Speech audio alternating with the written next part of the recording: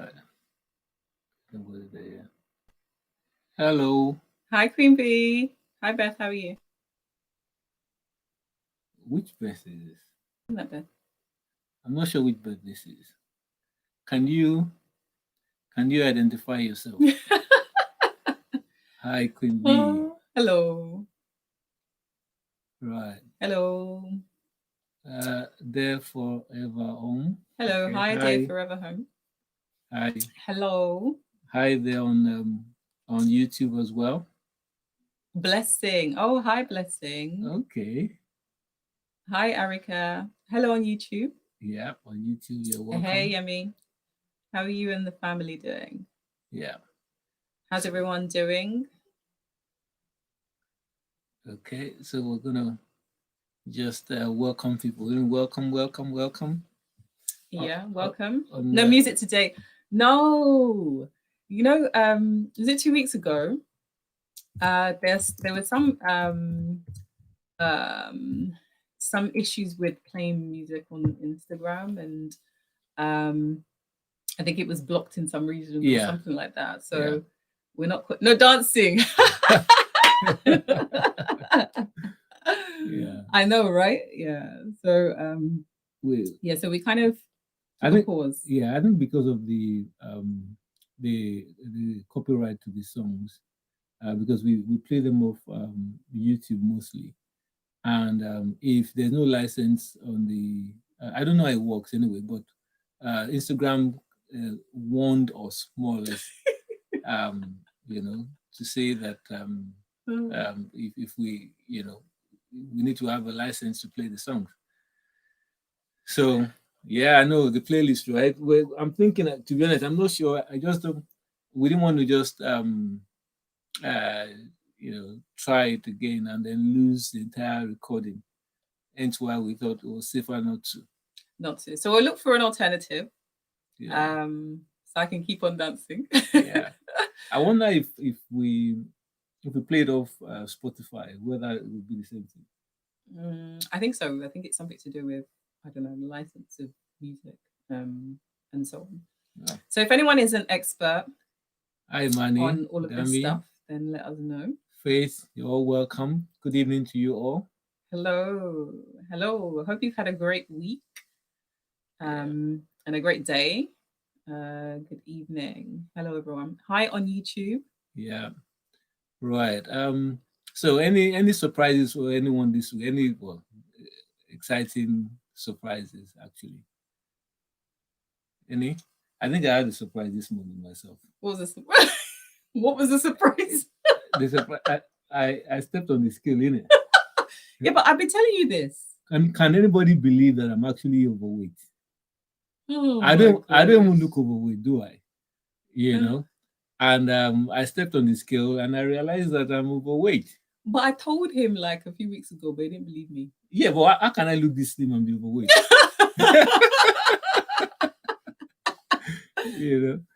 So I mean, I'm giving myself a target by before Christmas, because I know that over the Christmas period I'll pile on a bit more. So I'm going to lose about so you can actually I'm making myself accountable. Exactly. See, Stephen said he cannot believe I'm overweight. How can I be? But the question is though, has anyone weighed themselves recently? Like, have you actually weighed yourself recently and actually calculated your BMI? Yeah, your body mass index. And then see where you are on the scales, you know? Yeah. So I will lose about 6 kilograms. Look, Manny said if you're overweight, I must be obese. I think you are. I'm actually overweight. You can't weigh yourself. Why? You don't want to face up to it. Yeah. Lockdown fat. I know. Tell me about it. Oh man, this lockdown. Yeah. Some of us have put on some weights. Yeah, but you see, not weighing yourself and pretending that it's not there doesn't take away the fat. It doesn't shift the fat, you know. So you might as well step on the scale. I had to face the truth this morning. So believe me, today I've gone jogging, I've gone walking. And when I go back home, I feel like I've lost 2 kilograms already. In one day. Yeah, but I'll keep you posted. But that's one of my goals for leading up to Christmas, to shift about 6 kilograms. And then put it on over Christmas. No, I won't. I'll stabilize over that period. You know. Yeah. Are you on record? Are you gonna join me? Join you in what? In shifting some. I'm not sure about shifting some. I will eat healthy. I will look at my portion size, and I will be more active. Yes. Okay. And then I'm not sure about exactly. No pressure. No pressure. I can step on the scale, but I'm not under no pressure. Yeah. To lose weight. Why are you laughing? Exactly. It's being recorded. She doesn't want to be on that oath. I'm not under any pressure to lose any weight. Okay. No, I like you like this, but I just need to be fit. That's all. Yeah. All right. Anyway, so you're all welcome again to the Blue Sofa. So that was my own surprise for the week so far. Anyone willing to share their own surprises? Any interesting thoughts or ideas or anything that happened to you this week, that you're willing to share? Anyone? Hello, sis. So how's your week been? Any news? Anything new happened this week, or did you restart something this week? So we went with the kids. I went with the kids. So Daniel wanted to go out walking on his bike, so he went on his bike, and Bethel on her scooter. She wanted to go on her bike, but I thought I can't handle the two of them on the bikes. That's too much for me this morning. So Daniel was on his scooter, Bethel was on her Daniel was on his bike, Bethel was on her scooter, and I was walking / jogging at some times to try and catch up with them. Yeah. Well, Dami, good on you. Congratulations. Brilliant. Congratulations on passing your exam. Yeah, that's good. That's good. At least you can come out of lockdown with some some certificates, diplomas, or certifications. Yeah. Okay. All right. Right. So today we are actually having one of those conversations, continuing the theme of the month, which is cuffing season. Yeah. And I feel like I have to always explain that the whole season, as it were. But the idea generally is that at this time of the year, relationship is on a lot of people's mind, right? And we thought, okay, well, married or single, particularly single or singles, in that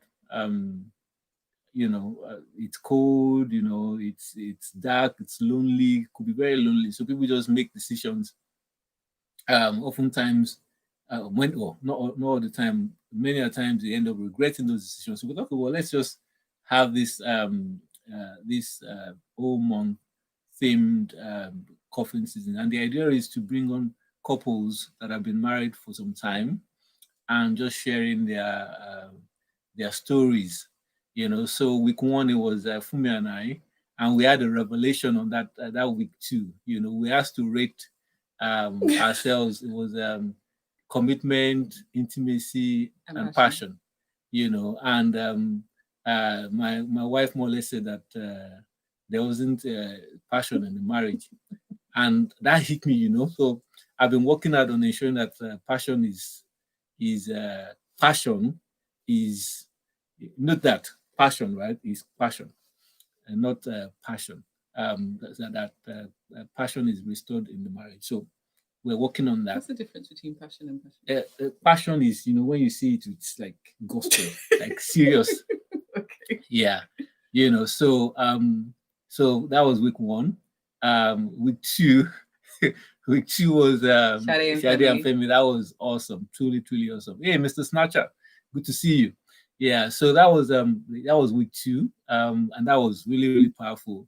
Even their daughter Angie was part of the session, and then that was really about stories or conversations with my single self, things that they would have done differently. And then last week was really deep.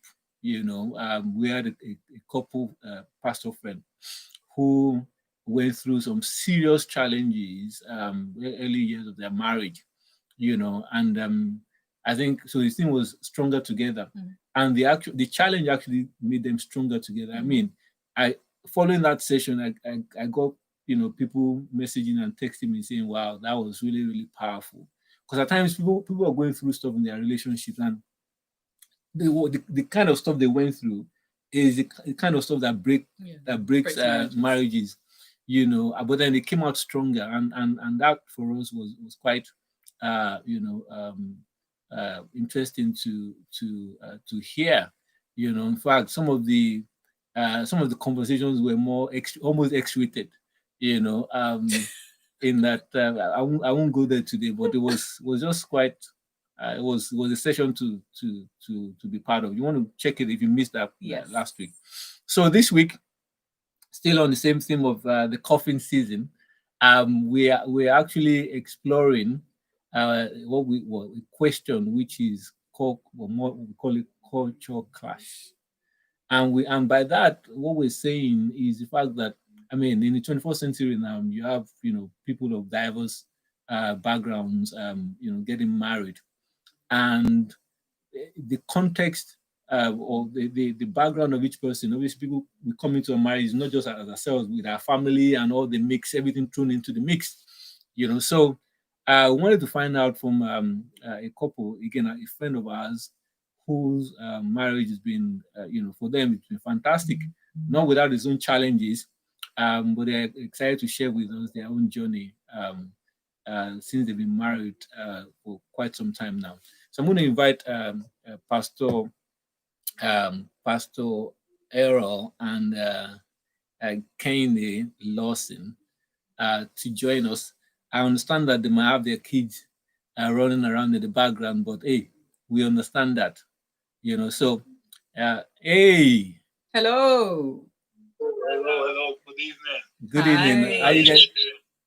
Kane, you need to move closer. We can't see you very well. Yeah, I mean, that's the thing about Instagram. You get to squeeze into this little, this little space, Yeah. Yeah, it is better. It is better. Yeah, so thank you guys for joining us once again. We really appreciate having you guys today on the Blue Sofa. A bit of a background. I know I've sort of mentioned your names already. Pastor Errol and I, we met about 8 or 9 years ago at an event in Oxford. We've become quite good friends. I remember meeting you guys before you got married in Birmingham. We had this dinner together. I remember that evening. Were you there? Yeah. And we had your wedding, and it's been many years old with 2 kids after. So we want to hear from you guys about the journey so far. Perhaps maybe tell us first how you met. How you met, yes. Tell us how you met. Okay, we'll start with that. Good evening, guys. Good evening, everybody. So obviously, today's topic is culture clash. Yeah. And what was culture? What's a different word for clash? merge. Huh? Merge, maybe. Culture merge. Yeah. So, but that's why it's a question. Huh? That's why it's a question. It's a question. Yes, of course. Okay, of course. So, obviously, I'm of Jamaican heritage, British-born Jamaican, and my wife is of Nigerian heritage.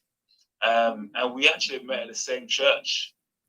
So, there's a whole long story to it, but we both attended the Mountain of Fire Church in Birmingham. I was a youth pastor there for some time. Can I ask a question before you get on with that? Actually, what was a British-born Jamaican doing in the Mountain of Fire Church? That's a good question.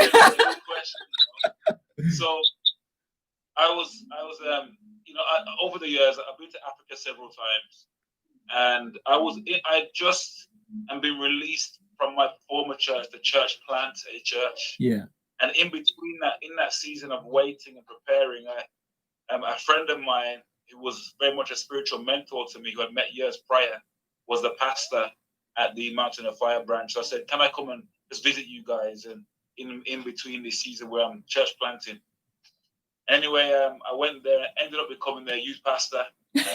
Long story short, there was no youth pastor, there was no youth work happening there. And so I just served in that capacity for a while, about 5 years. In fact, it turned out to be in the end. And spent that time there, and thankful really. I met my wife there, which is amazing. So how did you meet? That's how- We want to know how you actually met. She was a member of the church, I guess. She was on the technical team. So the way this church was, right? So I was usually down the front somewhere. The technical team would be on the stage area here. So anytime she was worshiping, and so I could think, this woman loves God, you know. Yeah. This woman really loves the Lord, you know. So So you were not really concentrating in church, were you? Or you couldn't concentrate?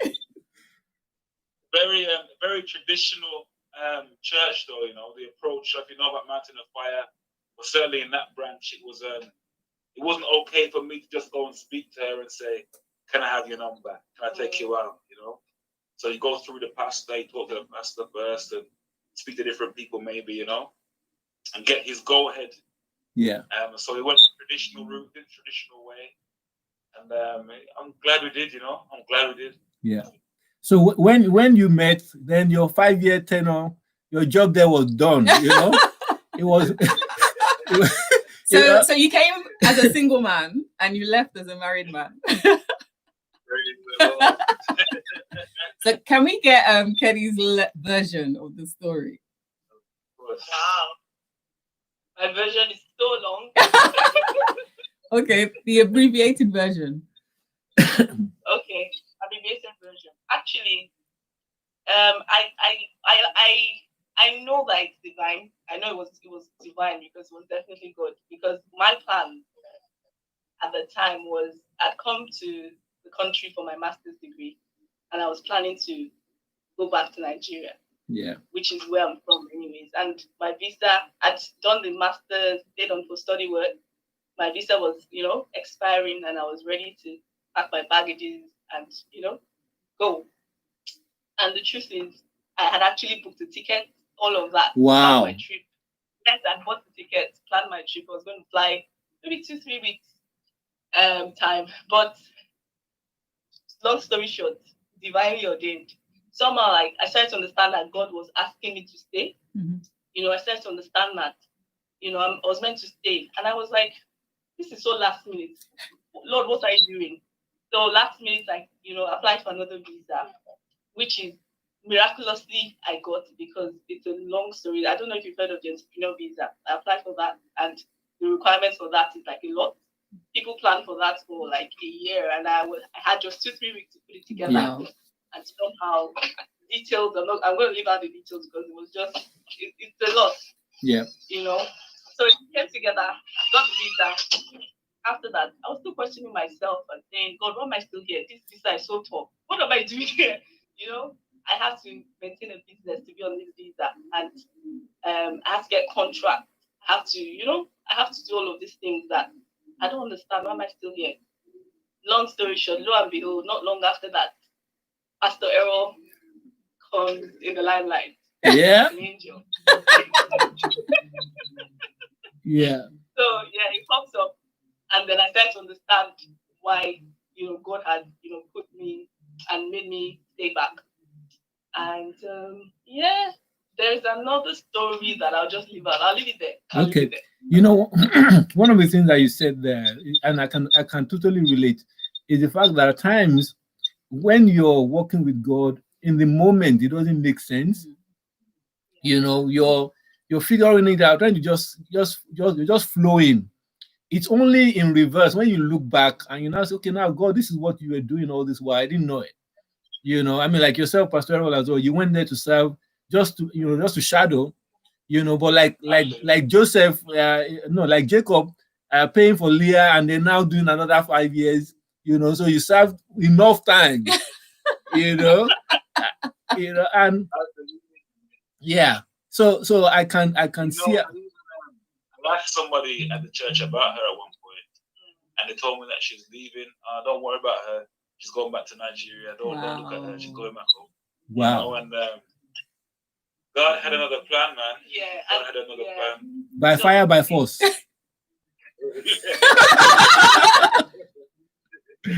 Yeah. Okay. Right. So after I had asked the first thing, I was leaving, so he didn't bother approaching me. But that was the time when I was actually going to leave. Yeah. But when I stayed back, see, like a number of months later, it's like this same girl is still around, and they said she's leaving. You know what's going on? You know, finally, you know, he got up the courage to come, and God kept me here for him. Yes. Yes, and it must have taken a lot of courage for him to come, because you know, when you see like serious worshippers and people that you know, that you can see God's hand upon their life, you need to sum up courage. You know. Okay, so I haven't heard that bit now. Now, knowing that she's Nigerian and you of Caribbean descent, did that bother you? Was that an issue at all? I mean, did that play on your mind? And this is the question for both of you, actually. Yeah. Well, for me, I already come to my position in my mind where, because I've been exposed to the culture, I've been, you know, traveled to Africa several times, been involved in the church for a number of years. I was very much, I respected, I honored, I understood, I appreciated the culture already. So for me, I saw it as a good thing that actually, it's not only is she a beautiful woman, she's in a church where there's a strong spiritual praying culture. She loves prayer, she loves God, and you know, she has a strong identity and a strong culture. Yeah. About who she is, you know. Not every Black person, let me say, has a sense of a strong cultural identity. Yeah. And so for me, that was a plus personally. So I really appreciated that. Okay. Nice. Okay. And to you, Kenny?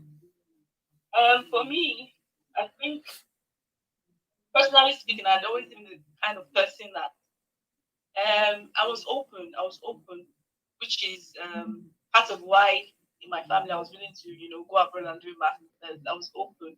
And then maybe my parents, maybe they were not necessarily that open, but because I'd ventured and I'd gone, and now it wasn't a case of, okay, she's still back with us, we can, you know, demand what we want. It was a case of the way my elder sister had gotten married, my younger sister had gotten married, so they were waiting for me. Yeah. Okay. So I mean, so clearly on the home front, from the parent, because typically, you know, it's, I mean, I hear my in-laws at times. I won't mention which of my in-laws, you know. But why are you laughing? I'm not. Yeah, but my in-laws at times, they're like, don't marry from that place. So, you know, this is that wicked. Don't do this. Don't do that. You know. So we hear that all the time, and this is even within Nigeria, right? They're like, Igbo people, they're like this. Or Hausa people, they're like that. You know, we hear, or even within Yoruba, like Ijebu people, kind of thing. You know, so I mean, for you, clearly that issue was not there, because number one, like you said, you were already far away from home. You know, it was more like you were living your own life, and they were just happy to see you get married, and thankfully it worked out right. I guess so. Pastor, yes, sorry, go on. I said you're right, because my dad could be controlling in that regard. All you've explained. Yeah. If I was still within Nigeria, I'd left the country like 4 years. It was going to 4 years then. Yeah. So I'd really lost the hold and the control of. I've been here 4 years. What do you know that I'm doing? Yeah. And now, about time they were expecting me to come back home. Like, oh, she's coming back, so finally she can come back and settle down. You know, the sisters have settled, her friends have settled. So now it's like, oh no, I'm not coming back home. Yeah. But however, this is, you know, the good news accompanied me not coming back. Yeah. But the joyful moment. Okay, Learn. that's good. Lovely. Pastor, did you have any of those, issues that from your own parents, Um, Family. family? Yeah. so I think there were some suspicions. I think because a lot of the time, people, the assumption is that if someone who's not born here is marrying somebody from here, it's because they have a visa requirement. You know, tell me about it. My wife, dad too thought that was my issue, but thank Jesus, I didn't have those issues. So that did come up in the early stages. People were like, because it was so foreign to them, like why would you do that? She must, and actually, obviously I knew it wasn't that. I knew that she's a woman of God who loved God, who feared God, and that this was God that brought us together. So that wasn't an issue for us, but that did come up. Yeah. It did come up. Yeah. Okay. Now, so 6 years now, right? Almost. So 5 years in June gone. So we're going into our 5.5. Wow. Now, I mean, you've definitely crossed some major barriers, some major what's the word now? Milestones in the marriage. So has there been any sort of surprises? Like, well, I planned for a lot of things, but I didn't plan for this one. Oh, I was unaware of this. Yeah. No, I mean, you started out at the start saying our marriage is amazing. And you know what? It is, we thank God for it, but it's not perfect. Yep. And, we are on a journey still. We're, like I say, 5.5, 6 years in almost. And we're still learning, man. We're still learning. So I think we had some really good pre-marriage counseling at the start that helped us to prepare for every eventuality. We learned things like, purpose before partner, for example. Just the whole process was so helpful to me, for both of us to understand God's plan and design for marriage. Yeah. But there's some things that the pre-marriage counseling can't prepare you for. Yeah. And so we had to deal with the reality of our cultures are different. And so as much as I have spent time in that culture, and my wife in this British culture, when you are up close and personal with it, and there are certain things that make it challenging. Yeah.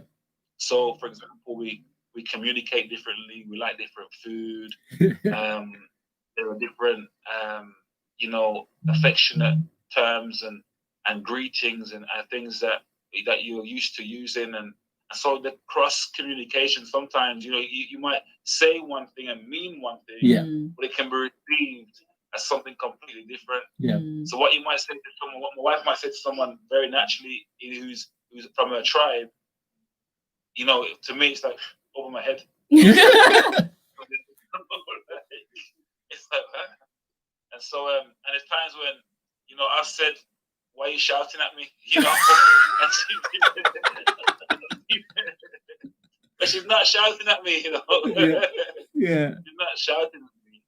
And I had to learn that she's not shouting, it's just how she talks. Yeah. Yeah. Especially when I'm passionate. Which, so you guys don't understand what I'm saying, But so, and I say we're on that journey of learning and understanding each other. There's probably a lot more understanding to do. But it's working through those misunderstandings. I think when we first started, the early days, misunderstanding was more frequent. It's like constant trying to figure out what exactly were you trying to say. What were you trying to say? Yeah. And it's real, man. And I say to anybody who's thinking of dating across cultures, it's something to really, really think about. It's not, can it work? Of course it can. We are blessed. We've got 2 amazing children. Yeah. They have a ministry together. God is with us. God is fighting for us. We are blessed. We are blessed. We are blessed. Yeah. But I would always say to somebody who's thinking of it, I wouldn't put anyone off it at all. No way. God is saying, do it, do it. But there is a reality that those things that you're used to, you can take for granted. and you have to make the effort and make the time to dig deep. Like I can speak. I know certain phrases, certain Yoruba phrases now. You know, I've done my DNA test. In fact, that show me I'm from the Yoruba tribe in Nigeria. Really? How random is that? Like my wife's from the Yoruba tribe. Arawani.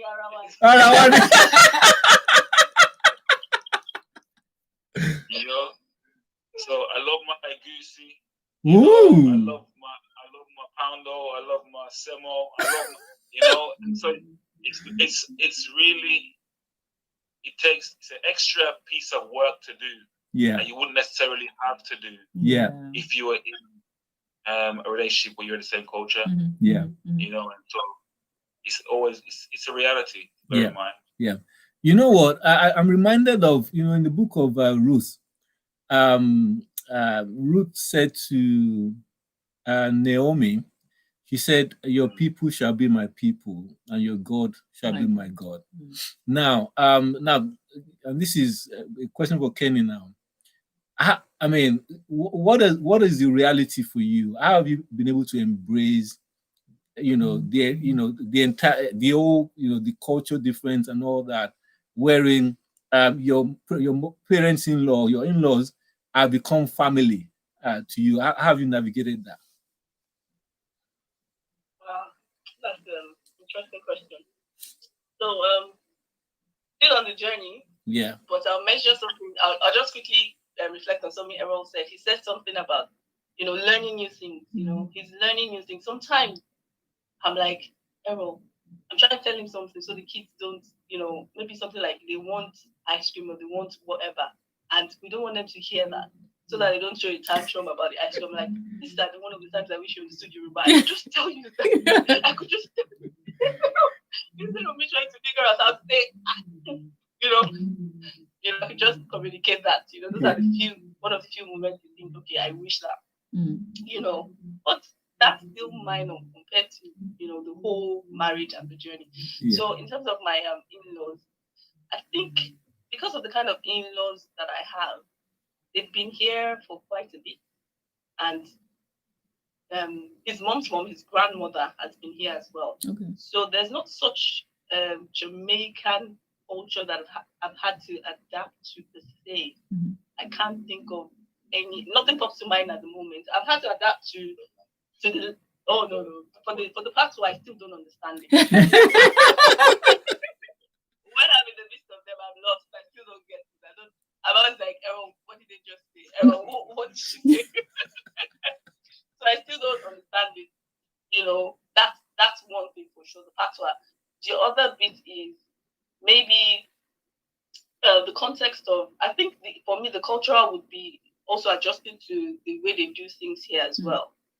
Which is why, because he's born and raised here, he's British and he's, you know, Jamaican heritage. Yeah. So there's a big part I have to try and understand how they think. If he says, no worries, Kenny, means anything. Sometimes I ask him, what do you mean by, what was the thing I asked you recently? I think I was like, what would you like to eat? Do you want this or do you want that?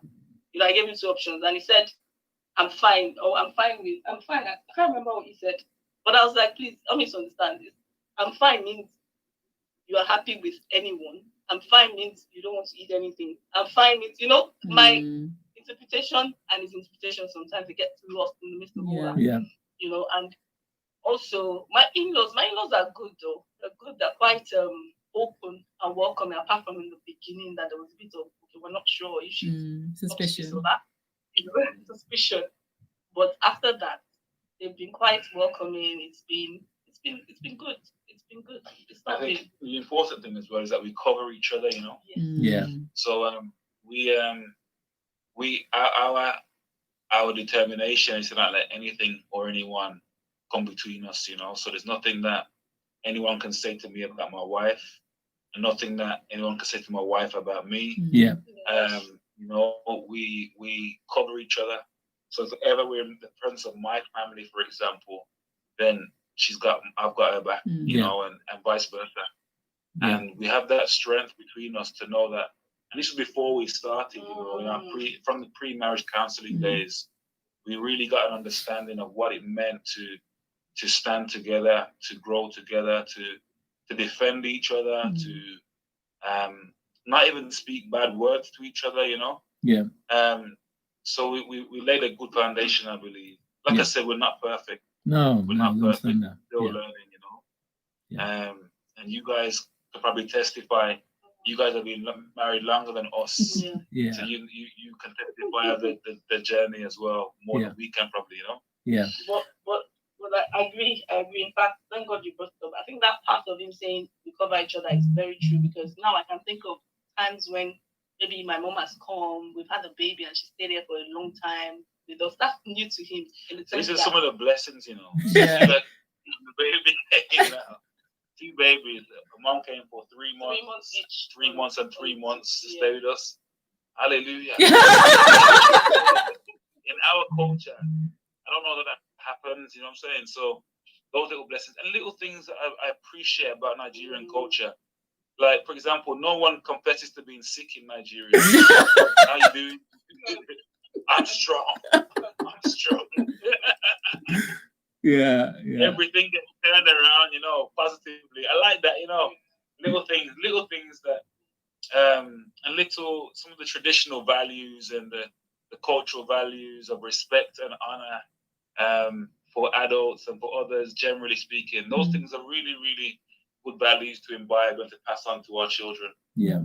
And also with my in-laws, you know, I've had some of them say, "Oh, what do you guys wear? This is really beautiful," you know, questions about, "Oh, what are you making now? What do you eat?" As in things like that. So it's been that open. That's what I'm saying. They're quite open to learning new things and to trying to figure out, what would you say?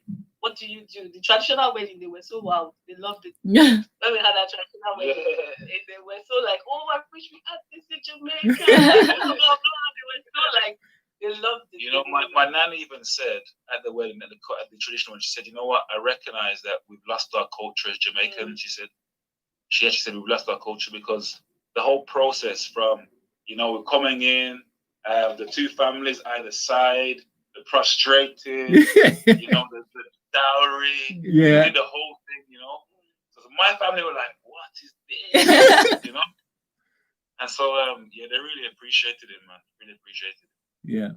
Now, Kenny, you said that one of the times that you miss not so much miss it, but the idea of, you know, you want to speak in Yoruba when trying to communicate Without the children knowing. You know, so if there's any comfort, I mean, Fumi and I, obviously, she's Yoruba, but she doesn't speak Yoruba, so we still have that challenge as well. You get, you know. You're not alone. You know. But in terms of so do you make jerk chicken? No.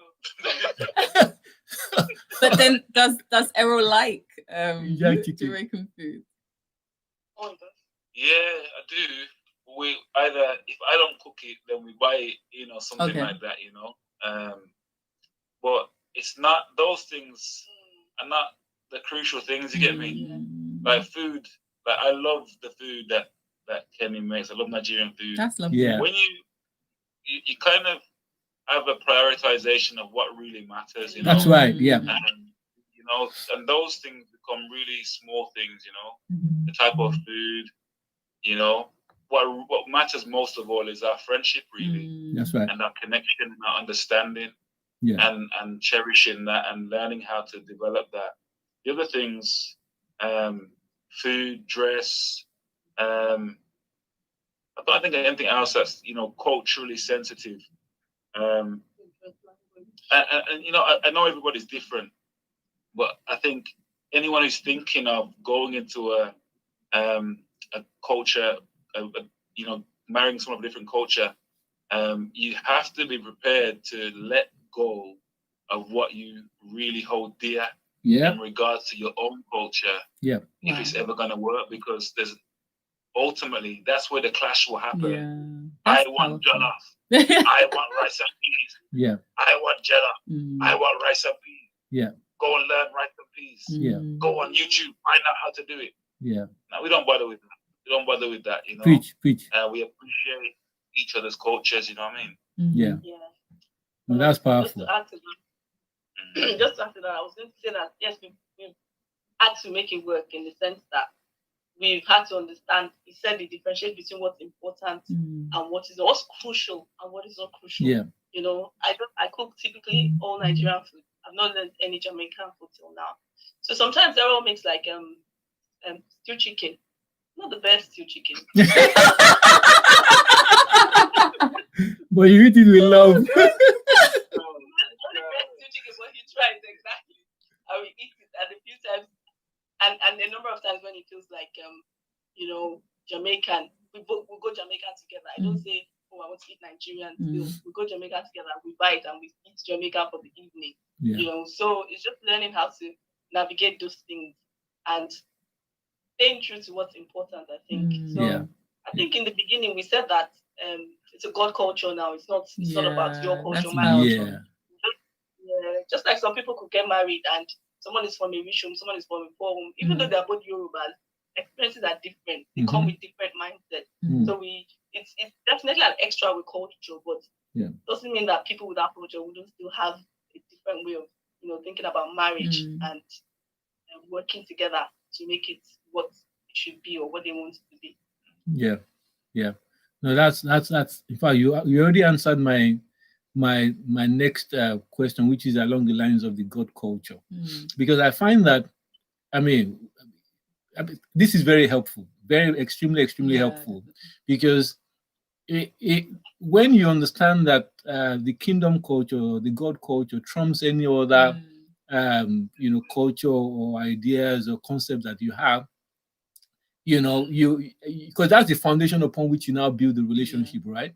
You know, and you would find that even your Yoruba couple could have issues, like you said, Kenny, because of the way they were brought up, you know. But if you can build with a God culture, and that is the language of love, you know, the language of, you know, being able to sacrifice and to, you know, to give up one's ground, you know, to compromise and you know, be willing to give up what is there to you, you know.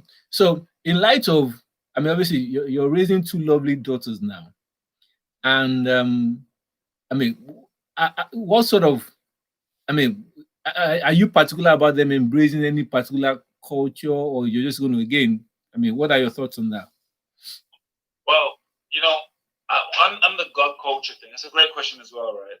But it's amazing, as you were talking there, it's reflecting on the amazing things that God has been able to do through us and is doing through us, you know.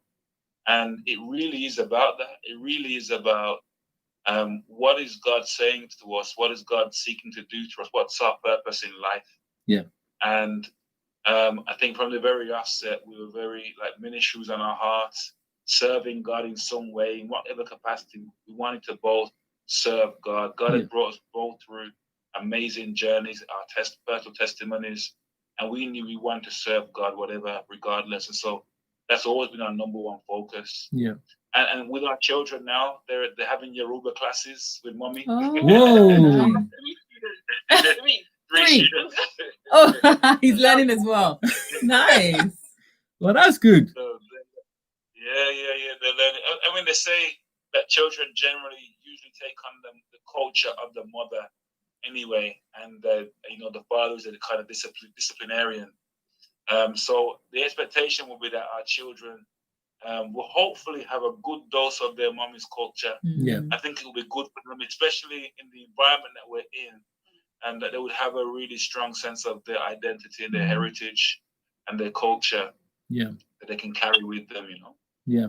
Absolutely. Yeah. I thoughts on that? Yes. I think for sure we definitely, because there's in my heart there's a culture of respect for the Yoruba culture that's invaluable. There's respect.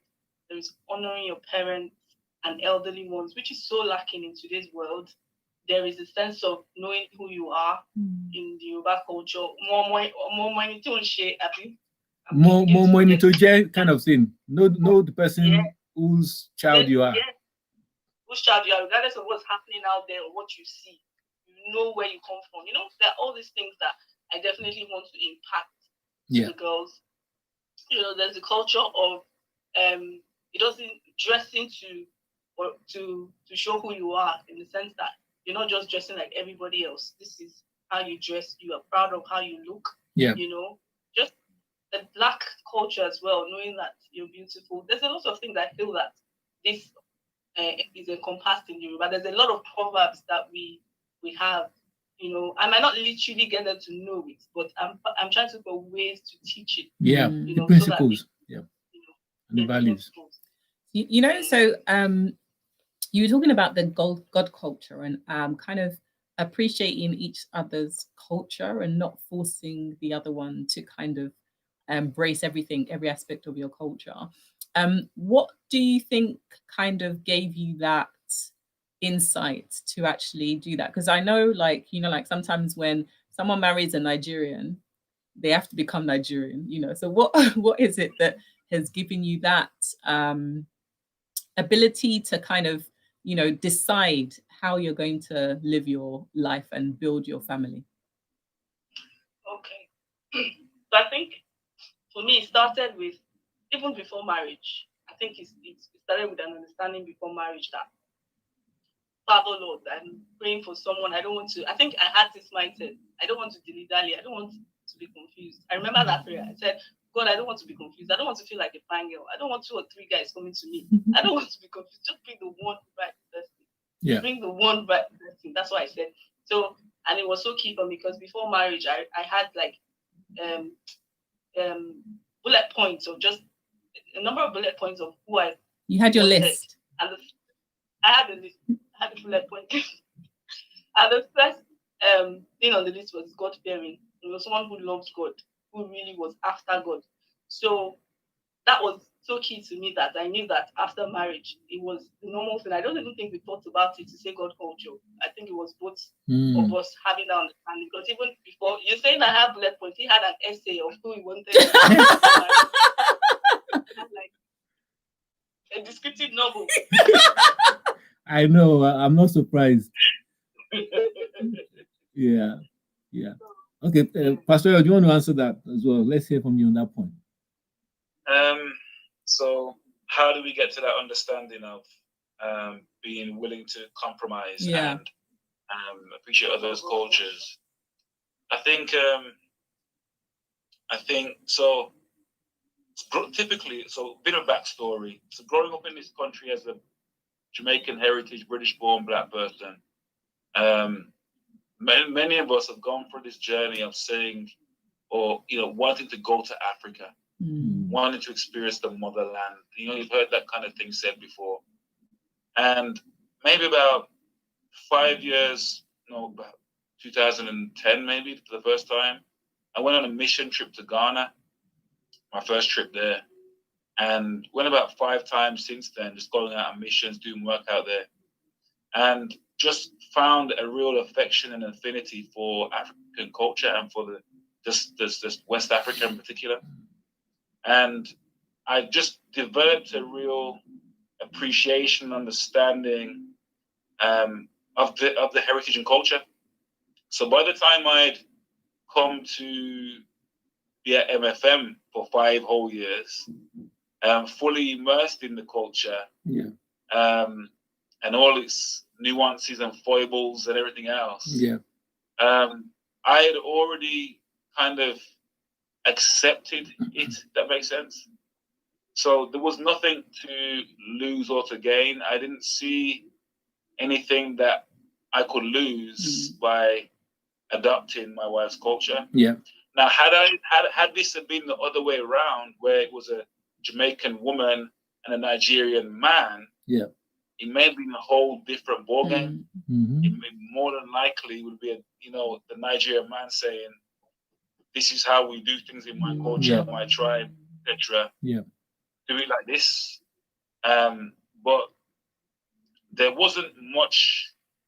I think I'd been a Christian for a long time, and any elements of my culture had been not stripped away totally, but I'd given myself to God culture before I found my wife. And so that really helped. So it was a journey, really. It wasn't like a moment. It was like a process that God had brought us both on to a point where the least thing that really mattered, not the least thing, but certainly not the most essential thing, were our cultural differences. Yeah. Okay. On a lighter note, actually, before I go to a more serious question, you've been to Ghana 5 times, so you must have had Ghanaian jollof rice. Nigeria once. He's been to Nigeria once. Yeah, okay, Nigeria once. That. So you've eaten Ghanaian jollof rice and Nigerian jollof rice. So please tell us. You want to get me in trouble? You're not answering the question. So, what's for dinner today? Yeah. You know what? I love all food.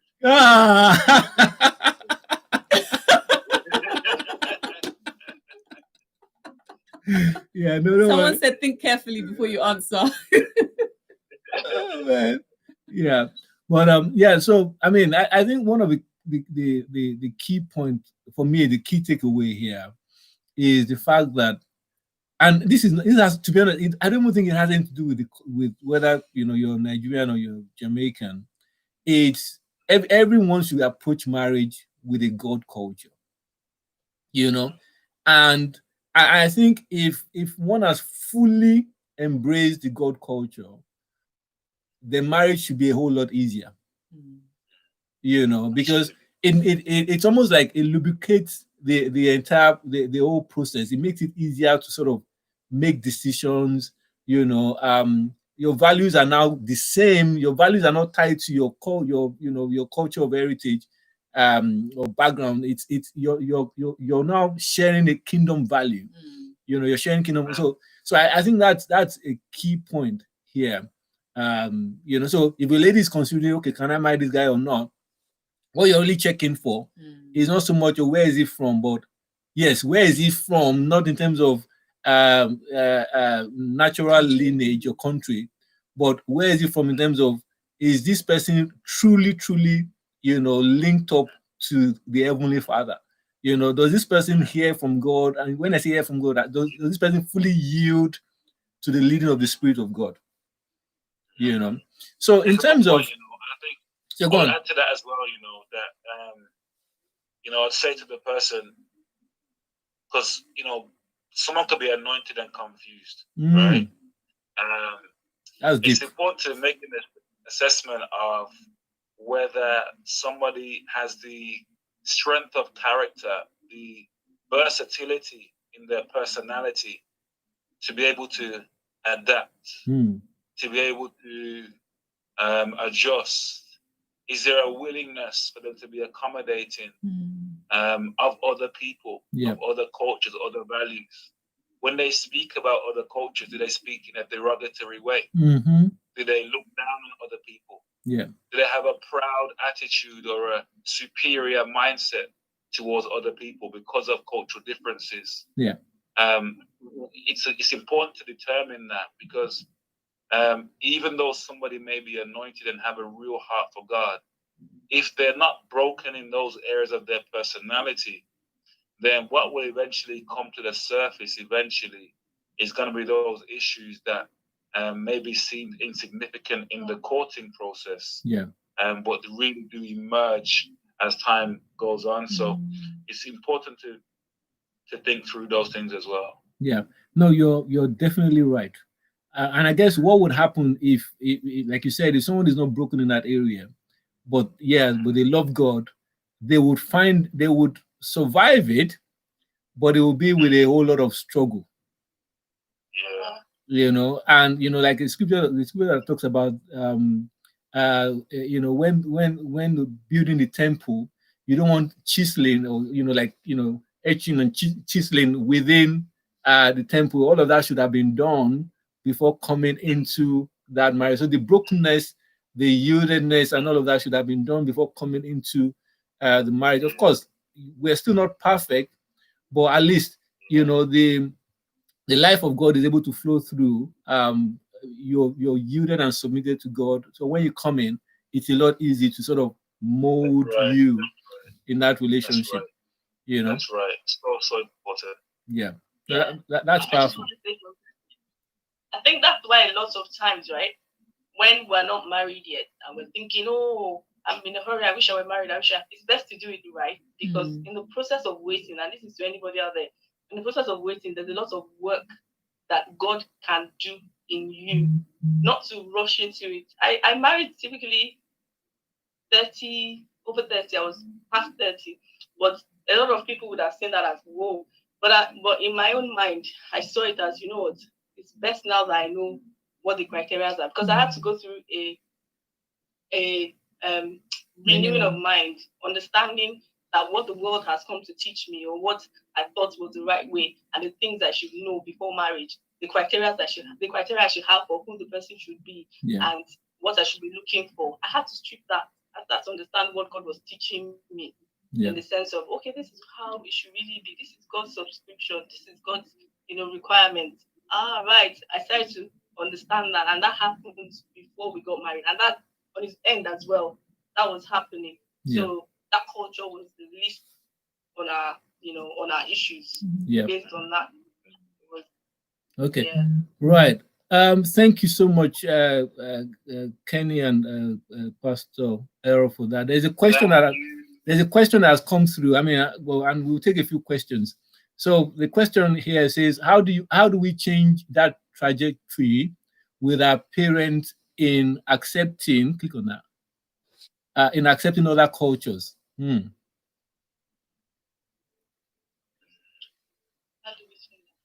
So how do we change that trajectory with our parents in accepting other cultures? So I think there's a couple of things here.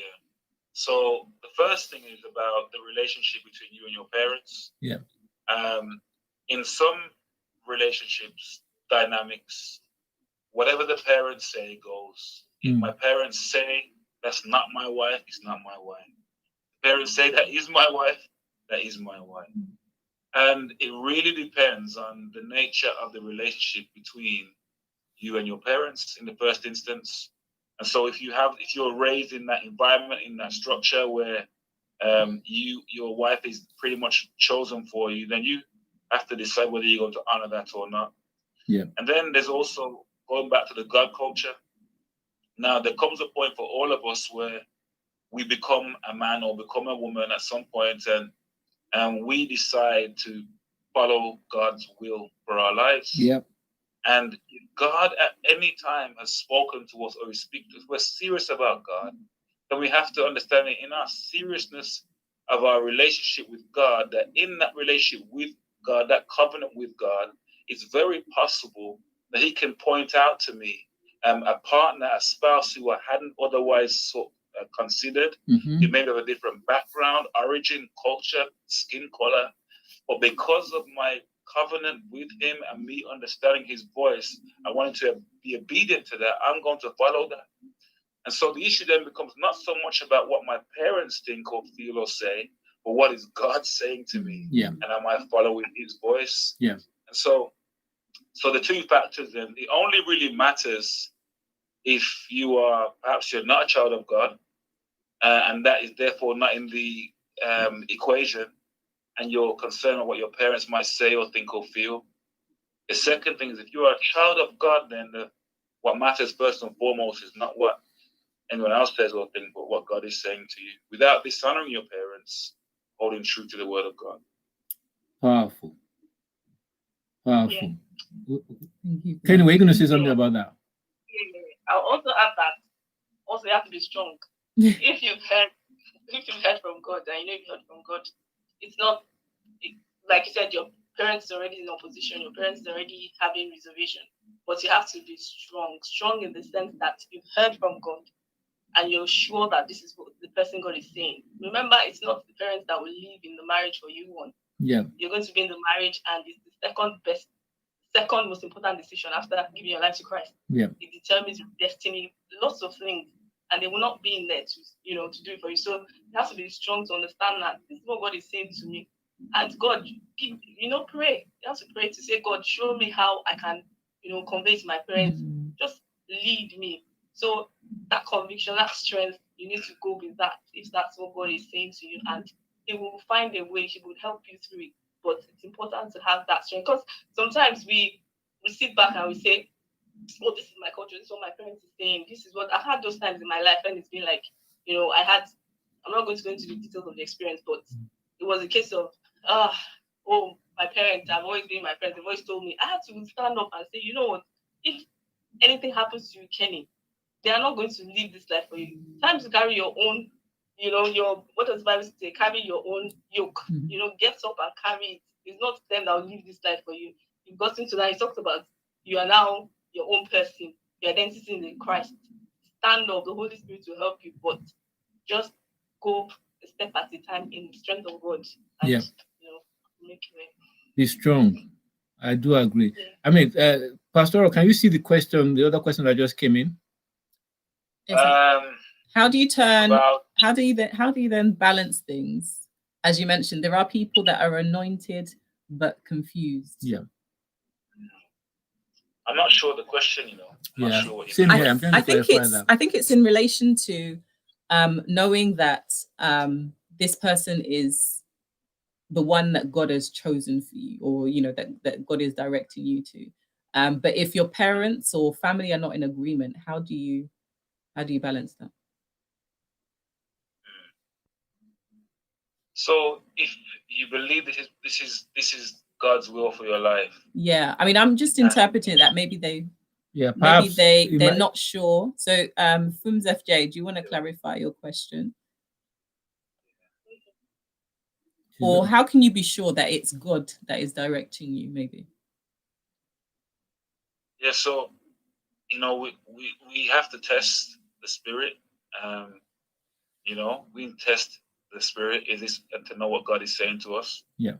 And oftentimes, God communicates to us all differently in a way that we can all understand. But you always want to. So in my case, let me share my case. So I went to my pastor first of all. Yeah. I talked to my pastor. I said, Pastor, I feel like God is leading me to this woman in the church. Do you know her? What do you think? He then said, you know what? Yeah, she's okay. She's a very good girl. Very good girl. Very good. Yes. And he said, let's pray. So we prayed together. Secondly, he spoke to her. No, sorry. He said, do I want to speak to her myself, or should he speak to her for me? So I then approached her, and I said, hey, lady. You gave us some lyrics.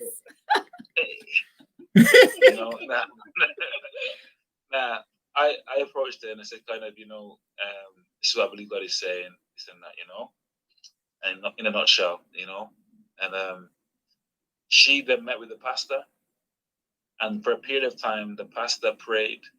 They both were praying together as well. Yeah. So then we didn't speak for a while, and because we were testing the spirit, we were giving it time for our spirits to bear witness and to get confirmation. Yeah. All of us involved, whether this was the will of God or not. Yeah. And then we continue to pray as well, even from that process onwards. So it's always good to get advice, to get counsel from somebody else who's more spiritual, more experienced in these matters. Yeah. For them to really hear what you think you are saying in the spirit. Yeah. And get guidance. That's really important. Yeah. Don't go it alone. Don't try and do it on your own and think, yeah, man, get advice, seek counsel from spiritual authority. Yeah. Is really important. No, to be honest, that is actually a very, very detailed, possible step-by-step point that I would have given, because at times we are led by our feelings, and you need somebody who's detached from those feelings to pray with you, like you said, a mentor, a pastor, so that helps clear the confusion, so you can be, like you said, you can be anointed, but then you're still led by your feelings.